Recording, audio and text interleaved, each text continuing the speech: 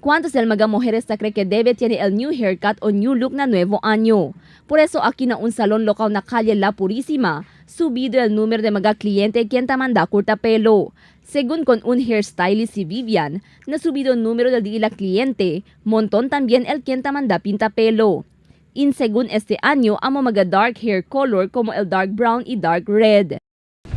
So far, aki ka namon, manada man kami kliyente gayot regular. As of now, kasi kuan kita ara, como entrada del 2017. So, expecta kita more on clients kita ara. Aquí también na un barbershop local na calle Campaner, subido también el quien tamanda corta pelo. Según con un barbero si Roger Candido, para que año nuevo, montón maga hombre tamanda corta pelo siguiendo el abrida del clase esta semana. Mayoría según ahora especialmente maga estudiante, tamanda pinta negro con diila pelo.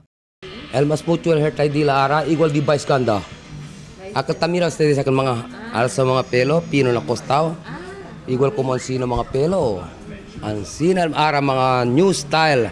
Makin estudyante man sila, neat kunila para mira. Kaya sabi to, el arriba lang largo, na costao pino.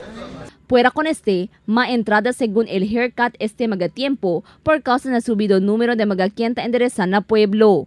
Crystal Almonía, Dateline Zamboanga.